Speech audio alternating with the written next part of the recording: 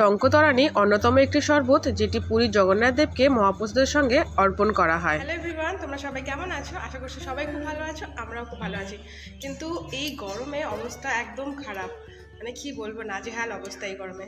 তোমাদের ওখানে কেমন গরম অবশ্যই কমেন্ট করে জানিও। আমাদের এখানে তো আজকে মোটামুটি 43 দেখাচ্ছে। তো এই গরমে সবাই কিছু না কিছু রিফ্রেশিং ওয়াটার খাচ্ছ, মানে ঘোল তো খাচ্ছই, দইয়ের ঘোল। আমাদের যেরকম বাঙালিদের একটা দইয়ের ঘোল খাওয়া একটা মানে খুব প্রচলিত আছে বা খুব পপুলার, সে উড়িষ্যারও একটা খুব সুন্দর একটা এরকম রিফ্রেশিং ওয়াটার আছে, এটা খুব পপুলার, সেটা হচ্ছে টঙ্কতরানি। তোমরা সবাই জানো আমার বাড়ি হচ্ছে মেদিনীপুর, বাপের বাড়ি। তো মেদিনীপুরটা উড়িষ্যার একদম কাছাকাছি, আমাদের অনেক রিলেটিভ উড়িষ্যায় থাকে, তো সেই সূত্রে আমারও জানা। এবার গরমকালে ওরা ওইটা মানে দইয়েরই মানে শরবত, আমরা যেমন ঘোল খাই ওটা দইয়েরই, বাট একটু অন্যরকম। তো ইচ্ছা আছে আজকে ওটা বানানোর।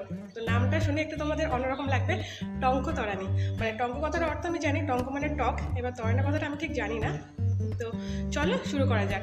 তো এটার জন্য মেন যেটা লাগবে সেটা হচ্ছে দই তো লাগবেই, তার সঙ্গে লাগবে পান্তা ভাত, তার সঙ্গে লাগবে কারি পাতা, কাঁচা লঙ্কা, লেবু, আর এটা হচ্ছে জিরে শুকনো লঙ্কা রোস্ট করে গুঁড়ো করা টক দই এখানে বল।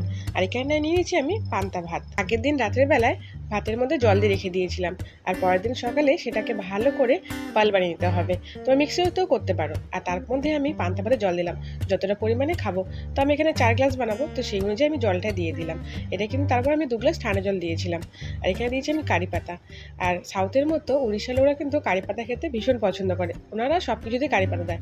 তোমরা চাইলে এখানে কিন্তু অন্যান্য পুদিনা পাতা, ধনে পাতা তোমরা কিন্তু সেটাও অ্যাড করতে পারো।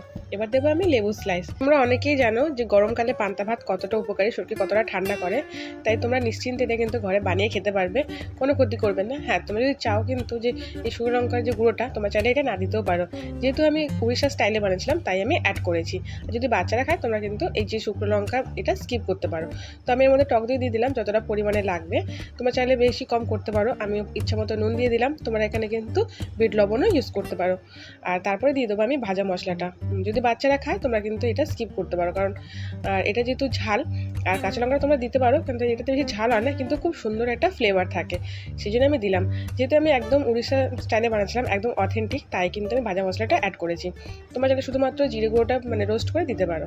তো খেতে কিন্তু অপূর্ব লাগে, মানে এই গরমকালে হালকা হালকা ঝাল ঝাল টক টক দারুণ লাগে। তোমরা যখন পান্তাটা বানাবে তোমরা কিন্তু আগের দিন রাতে বেশি করে জল দিয়ে রাখবে, কারণ ওই জলটাই কিন্তু খুব উপকারী। আর পান্তা ভাতের ভাতটা পরের দিন সকালে ভালো করে ম্যাশ করবে, যাতে দানা দানা না থাকে। যদি তেমন অসুবিধা হয় তোমরা কিন্তু মিক্সিও ইউজ করতে পারো, কারণ শরবত খাওয়ার সময় যদি মুখের মধ্যে দানা দানা ভাত পড়ে তো অনেকেরই প্রবলেম হতে পারে। আর আমি দিয়ে দিলাম এবার লেবু রস, এতে কিন্তু ফ্লেভারটা আরও ভালো হবে। তো তোমাদের কেমন লাগছে ভিডিওটা অবশ্যই কমেন্ট করে জানিও। তো এরপরে তোমরা কোন রাজ্যের এরকম ড্রিঙ্ক তোমরা দেখতে চাও অবশ্যই কিন্তু জানিও। তো আমি খেয়ে দেখছি, খেতে কিন্তু খুব সুন্দর, আমি এর আগেও খেয়েছি, তো আজকে আমি নিজে বানিয়ে খেলাম। আমার তো খুব ভালো লেগেছে, মানে ওরকম টাইপের হয়েছে, ওরা তো খুব সুন্দরভাবে বানায়, তো আমারটাও খুব সুন্দর হয়েছে। তোমরা কিন্তু অবশ্যই বাড়িতে ট্রাই করো। তোমাদের আরও একবার বলে দিই, এই শরবতটার নাম হচ্ছে টঙ্কতরানি। তোমরা কোন রাজ্যের রিফ্রেশিং ওয়াটার দেখতে চাও অবশ্যই কিন্তু কমেন্ট করে জানিও, আমি কিন্তু অবশ্যই ট্রাই করবো।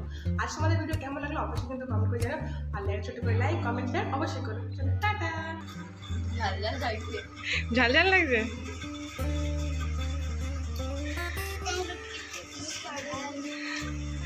টেস্টি। আমাদের যেরকম এখানে ঘোল হয়, আমাদের ঘোল খাই, তো সে উড়িষ্যা এটা খায় টঙ্কতরানি। এটা পান্তা ভাতই থাকবে, তো ওদের এখানে এটাই মেন, এটার রেসিপি পান্তা ভাত।